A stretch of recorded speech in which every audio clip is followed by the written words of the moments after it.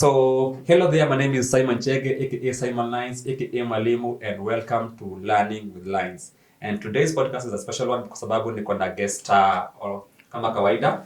And yes, so I'm going to introduce the guest in a short while, but in the meantime, so you've never been here, we talk about photography and art in general, and we learn from each other. So that's hence the name Learning with Lines. And today, we want to talk about community, especially for photographers, and I have a guest with me who has this issue of community building for creatives at heart, and his name is Cullen. Cullen, whenever I mention his name in meetings, because we also do work with him, people always think he's a white guy from America.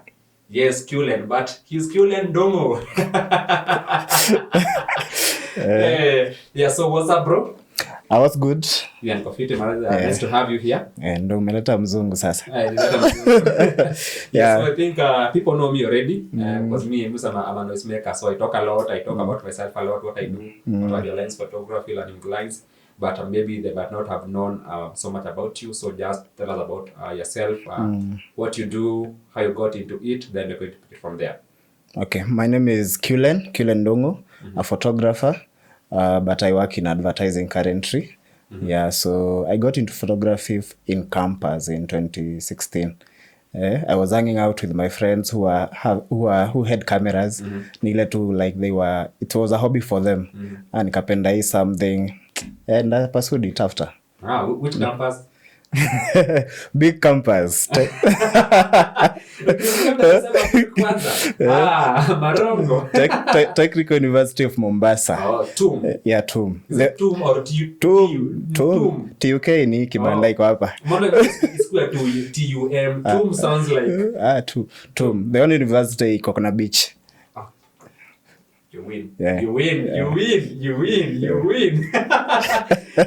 So, which years are those? Everyone thinks that every photographer is a very young person. We're going to talk about this later, but that also sort of brings a bit of disrespect towards our work. Because kila photographer ni kijana mdogo ametoka high school last year. Anatafuta focus ya maisha. Anatafuta focus kwa maisha before get kitu ya kudu. So, which years are those?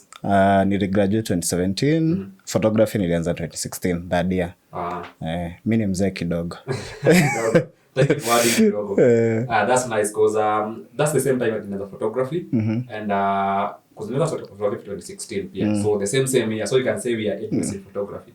That includes people like BM Pix, BR Billy, and the same year. I think 2016 was a magical year because it was a good year. Very many of us got into photography then and we are still here doing it. That is 8 years later. 2 World Cups. Tumepush lakini yes. Na bado.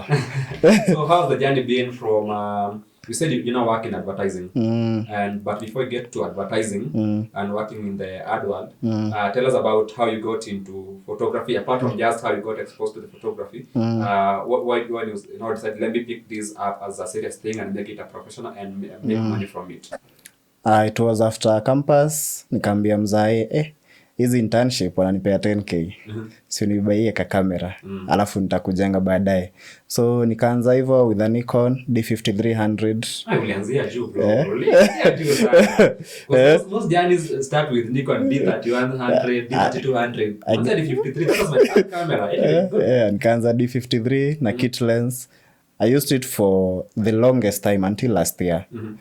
Sijai buy lens ingine ilikuwa tu kit lens all through. Nikasema let me now try Sony. But tuseme nilichukulia serious in 2018 wakati nilikuwa naishi Masai Mara by then. So una get clients making small money hapa na pale. Nikasema hiki tu ni poa. That's why nilisema when I make it vizuri nitabuy kamera ya maana. Na bado tunaendelea kuinvest. Ulikuwa Masai Mara for what purpose? I was working there as a quality manager in a water production company. Hizo ndio vitu nimesomea microbiology and biotech. Watu wanahusu mazingira hapa kusomea environmental science bana, heshima ipande. Today we have a lot of scientists in the room, environmental scientists, water scientists. Kuna koselika inaitwa water engineering times zetu lakini ukisema water engineering nimepata na msee amesomea pet handling. That sounds like good money though. Pet handling hapa UN. Juu nasema hivyo kwa sababu nakuanga na paka. I have a pet cat and I'm in a community on Facebook inaitwa Cat Lovers Kenya. And so I came to realize there are cats that have a higher monthly budget than I have for myself. Yeah, true. Hiyo paka inakulanga 21k per week. In a month hiyo ni 84,000. Hiyo ni without being spoiled. Yani spoiled ni kanyama kamekuja, kakuku kamekam. Yeah, so someone that kind of work must be earning good money. Yeah, true. Yeah. So si ati hatujasoma. Akili tuko nayo. Wasione tuliendea kamera juu ya kukosa focus. Yeah. So now from the point that you're earning some small money in Masai Mara. So how then after there, what next?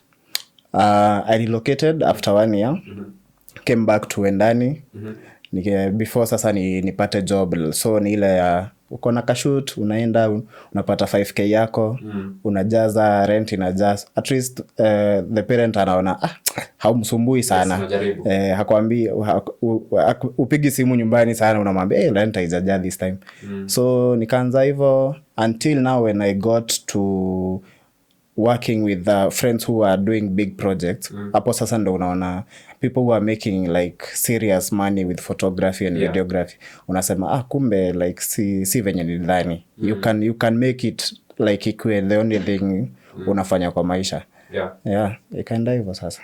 Yeah, so I always say as when you get into photography, uta get small monies, but there's that magical day where you get your first check. Yani, no matter the amount, everyone always remember their first check from photography. You might have bank ni aje. Mbako kajaza ndo kanini. Imeandikwa jina yako. Yeah, so how was it getting your first check? It was interesting because ndo mara ya kwanza nimefanya vitu professionally. Nimeacha zile nitumie kwa M-Pesa tu. So hizi wameitisha invoice, so it was a good project. So it was eye opening. Hapo ndo una realize yenyewe I need to buy this type of thing so that the next big project nitashoot hivi na hivi. Like sita have cause ya kwanza yenye kwanga kugambo cause wendo umepata job kubwa but sasa cause una that experience. Hapo ndo unaita we kuja unisaidie lakini project ni yako, so ikienda successful unasema sasa kaende. It is doable. Yeah. That gets me asking kwa jani yako, how has it been? Umekuwa tu ni Lone Ranger, have you worked with some people at some point, maybe done collabs, partnerships, ama umekuwa tu wewe ni Kenyan survivor solo? Most of the time nimekuwa solo. Like on taking jobs, like sija collaborate sana on projects, ati zile passion projects. Sijafanya most of those. Most ni solo journey. So niki collaborate na msee ni ile nahitaji msee maybe kama unajua lighting, nakwambia kama unisaidie lighting ya hii set, kitu kama hiyo. But most of the time nimekuwa solo. But sasa at least kuna community yenye ukiingia pale kwa group kama kitu imekushinda, unauliza swali nani anajua hii, you get answered like easy. Yeah. That's nice. So then evolution from just being a photographer, because I think at some point you just get tired of just being a photographer. But the point I need to do more. I can be more than just a photographer. So for you went into the advertising world. I think you still work there. You're one of the biggest agencies in Africa actually. Some wasituane hivi. Yeah, so how was the transition from just taking photos and have a photography portfolio to I'm now a corporate guy with an 8 to 5 job and corporate portfolio? A friend sent me that job application. Nilikuwa naona it's something sijasomea kitu cause hapo ni wase wamesomea mass comm ndo wengi na watu wa business. So I said let me try it out. Nikaitwa interview next day nikapewa offer. Like it was the quickest job, like it was ni kama ile ilikuwa yako.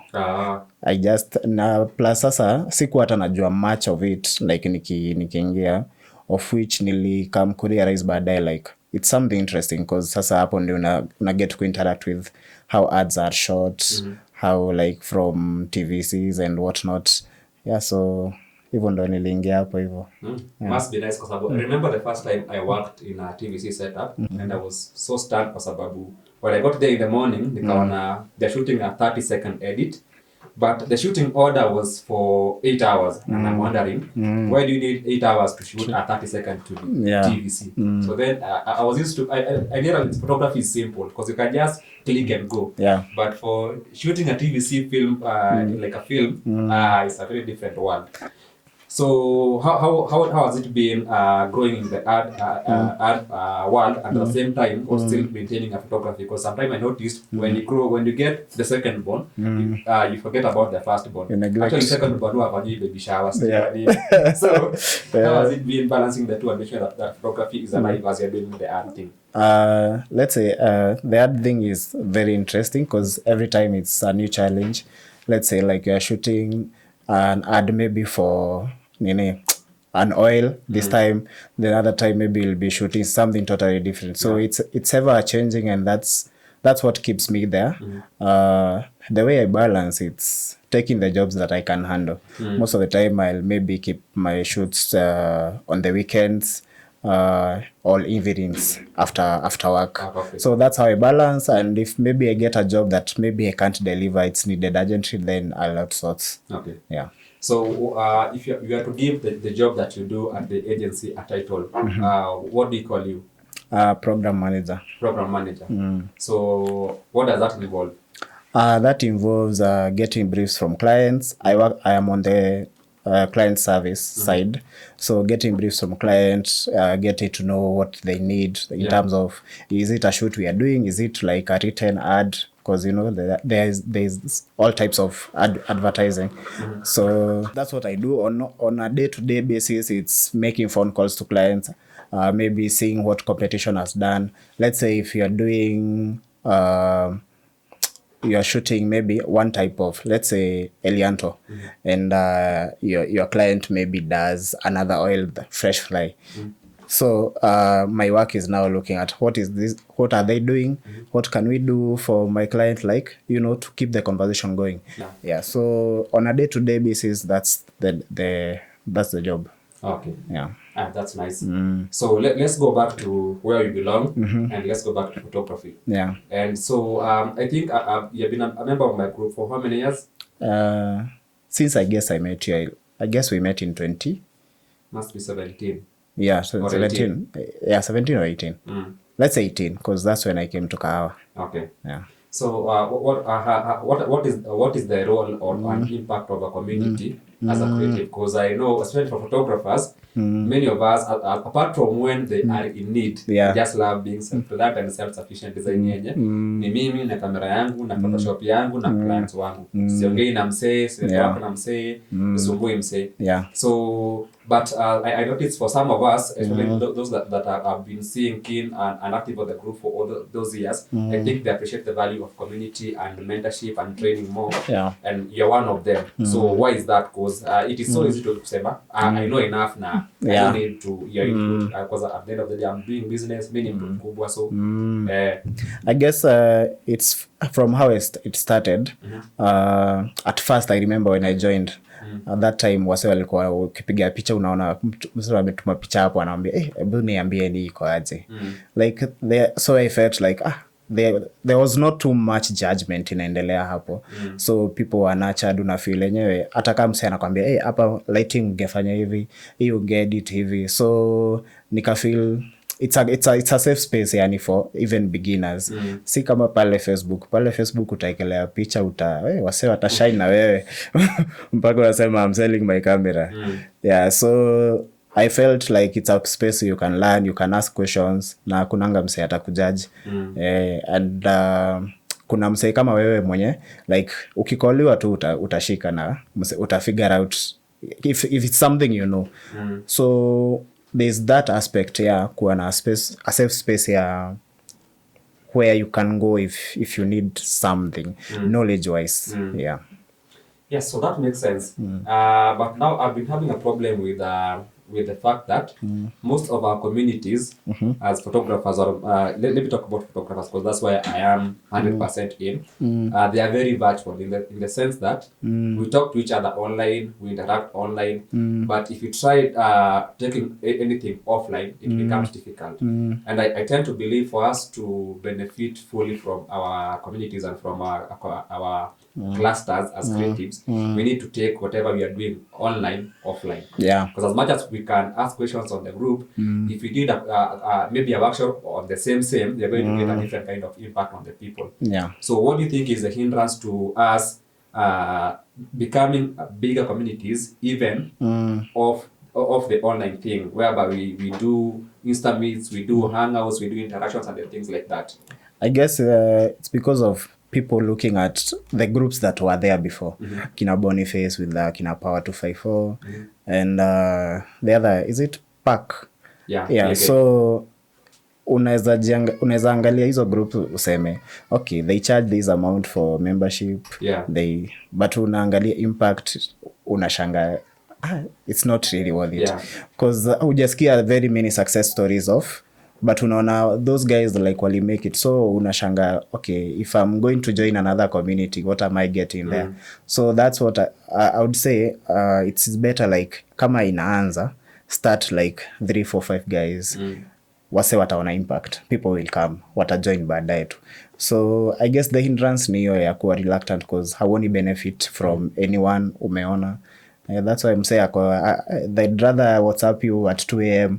kwambie kamera yangu inaleta this error. Yeah, but if you tell them to come for a hangout, unashanga what am I getting there? So until we get to see maybe success stories of that community, maybe that's when more people will subscribe to. Yeah, that makes sense. But I think I have a counter opinion. Because right about now we have success stories from all these platforms. We have a group ya PAK on WhatsApp. There are people who are benefiting from there. In your group ya photographers hub on WhatsApp, there are people who are benefiting there. In your group ya learning with life, there are people who are benefiting there. But the same people who are partaking from the group and benefiting, they cannot even do anything past the group. Again, like last year, there's a day we planned a hangout for learning with lines, and actually I even asked, I considered on the date. So which day do you do? People said Friday. We are preparing for Saturday. Saturday we have weddings, so let's do Sunday. And that particular day, out of 300 members, only 2 turned up, me and another person. Wow.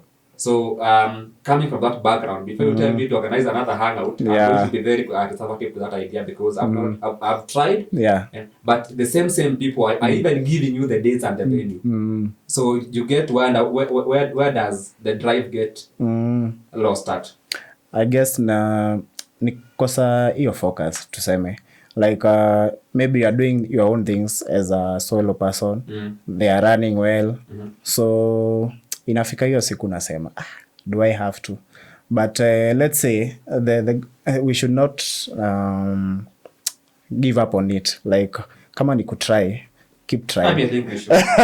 Hapana. Usichoke, mwalimu achoki. Mwalimu ukiona umefunza miaka 20 na hiyo shule hakuna, maybe hiyo shule ya CIA. That's what I tell mwalimu achoki.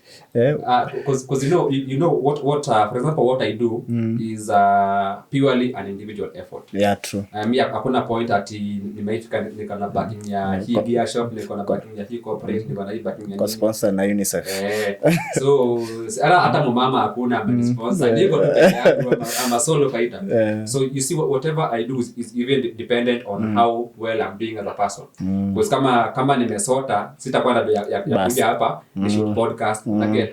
Kama niko busy sana but most of the things that need to be done do not even need people to contribute money. Do not need people to contribute resources. You just need a little time and dedication. Because the moment you see effort, I noticed there's been a very big change in how people consume knowledge. When I was in this space 5 years ago, I was still teaching photography. And by then wasi walikuwa na njaa, wasi walikuwa na na njaa ya kuget better, ya kuget information, ya kukitia wasee video, wasee wana watch, wasee class inajaa. But right about now where we have more photographers who need knowledge, let's be honest, because sahi quality yetu iko chini, like right about now we are doing badly, and right about now is when the uptake of knowledge is very low. So how can we change that? Because I always say, I was having this same convo last year on this, not last year, on the previous episode, and I was talking about the value of photography as an average. That cannot be raised by me alone. Yeah, it has to be community. It has to be a community. So that's that. As the one who has A is maintaining their A, the one who has E is going to a C, and the school gets a mean grade of 8. So I cannot do that alone. So how do we get people to bring whatever they can or whatever they have to the movement? Not to me. Mimi siambia ati wasee wanilete do ya mahari, so siambia ati so nipatie birthday. No, I'm just telling guys, yo, help me to help you. Help me help you, we help each other. That is all. That has always been my cry. Yes. I guess it goes back to people being intentional. You have to be intentional about it. That is so divine. I love the term used. Yeah. You have to be intentional about it. You have to look at when I was starting, these are the kind of photos I was taking. This is the kind of business I was getting. I am aiming for more, so I need to invest, even not in gear, like in skill, because gear you can hire, but you need to invest in skill. You can't hire skill. No, but now you know. Just come hire my skill, go shoot. You know, without 20%. Without the knowledge, kama sijui sina hiyo skill, siwezi jua nafaa kuhire hiyo skill. So tuseme, let's say I need a certain type of lighting. If I can't figure out that's what I need, I can't even figure out who I need to hire. So after all, nitaenda tu ni shoot, point, flash at your face, and so it's about being intentional, wanting to grow, and also educating your clients also, because sometimes I feel also it goes back to clients sometimes. Let's say kila mtu anajua anataka tu yani light skin, unaona, like it has become now a standard. Ukipata na msee on ground unashanga So as we normalize as a community, indo standard na set, ambia tu msee ukweli, and that will set you apart. You'll get the types of client who are looking for that thing. So as a community tukiagree, like not kuagree, if we come together na to raise our standards to such a level, client hata settle for basics. Kwa saizi mi charge like 450 per photo. If a client comes anauliza napigia ile studio ni so, lakini ukimwonyesha anasema hata kama yule ataenda ake filters, unaona. So it's also about if we elevate the standards, the clients also will. So as a community, yani it grows all together. That's a very nice input. And so as Q-Clicks, by the way, photography name. It was Q-Clicks, but now it's just Cullen. Okay, just Cullen. So what kind of photography do you specialize in, or do you shoot that comes your way? Most ni portraits, like hiyo ndio major, and sana events. Hiyo ndio like go to. But ukiiva skill unaweza piga kila kitu. Cause hii kitu ni kama gari, like if you know how to operate that camera, you can shoot anything. So I have a very curious question. So since you're a photographer and you work in an ad agency that needs photography, can you be hired by the same agency to do photography? I can for the same idea that you stated. I can, but it has to be a client that I don't work with. Let's say I work like in an agency, like everyone has different accounts. Let's say I'm doing work for maybe KQ. So I can't shoot for them. I can maybe shoot for maybe Skyward. But within the same agency, but where there is no conflict of interest. Nice. As we come to the end, yes, you work in a corporate environment, and all of us photographers long to get to shoot for corporate environments. We long to shoot adverts, corporate portraits, product placement, and things like that. So what do you think is one of the biggest hindrance that keeps many of us from getting to shooting that top tier kind of jobs? Sometimes it's lack of knowledge. Sometimes you don't know those opportunities exist. Like even me kitambo, I didn't know like ads ushutiwa this big. Unaona? So sometimes hauko that exposed, haujui such agencies exist. And but the biggest ni lack of professionalism. Like let's say you are pitching or maybe a client has approached you anakuambia I want this product in hata ni photos, nataka tu photos zika hivi na hivi, anakuambia tuma quote, uko hapo WhatsApp itakuwa 15k. So like you have to approach it from, you have to know like this is a business. Kama unataka ikulishe na like you are taking it seriously, have everything that a corporate world will need, like get your invoices in order, get your business registered. Si mambo unaambiwa na mambo ya tax unasema niko na KRA pin. So mambo ni normal. Yeah, and so get professional and the business will come. Yeah. Okay, so what opportunities can photographers get in the world you are in? Not specifically the place you are in, but I know you are exposed to that particular kind of world, and maybe you have seen maybe opportunities for photographers that they can exploit maybe. Opportunities are there, but let's say for photography, because clients shoot more of videos nowadays than photography, so you have to be like you do both, so that when they approach you, like atakama siwe utashoot, like you have someone, like you are a whole production house, so that when they come to you, so opportunities are there. And I always say the best way to get them, maybe start alliancing yourself with the production houses, get to know someone there so that they have your portfolio. Also maybe sometimes they advertise like we are looking for this and this and this. Yes, so apply too. Based on that, I've seen a number of adverts, and they want me to send my CV and portfolio. I have a portfolio, but so when I'm sending my CV as a photographer, so I'm going to mention I went to primary school, high school. No. I went to what is a creative CV all about? It will focus on work that is relevant for whatever you're applying for. So it will be, yes, it will have your career summary there. It will have your education there, and now like you will outline things you've done in relation to what you are applying. Let's say you are applying to shoot something, like you, I know you've shot like many ads, so photography related. So outline those projects there, like as part of work you've done. So my CV is not the typical CV. See, at you went to Kalimoni primary. That's why I lost that thing. I went to my primary school, my high school. I used to do it in my usual CV. No, it has to be related to whatever you are applying for. So that nikiangalia to direct now, this guy has shot for Chandarana, this guy has shot, nice. Last one as we go. You said you made the move from Nikon to Sony. Yes. And a lot of people are making the move from Nikon to Sony. I know Billy, BMX did the same. So many people are moving from Nikon to Sony. So what is the inspiration? Ama ni pesa ingekuwa mingi sana. I'm not saying 7.4, man. Hapana. Let's say YouTube did well for Sony. Like a lot of influencers wenye wamaju. You see people switching to Sony from Nikon, from Canon. And you realize maybe it's the color of the Sony, like the raw that you get from Sony, it's so good, yani. So from an honest point of view, Nikon colors versus Sony colors, what do you prefer? Still Sony. Still Sony. Oh wow. Still Sony. Sony yani hii ni kamera yenye hata kama uko partially blind, I guess utakuwa tu sawa.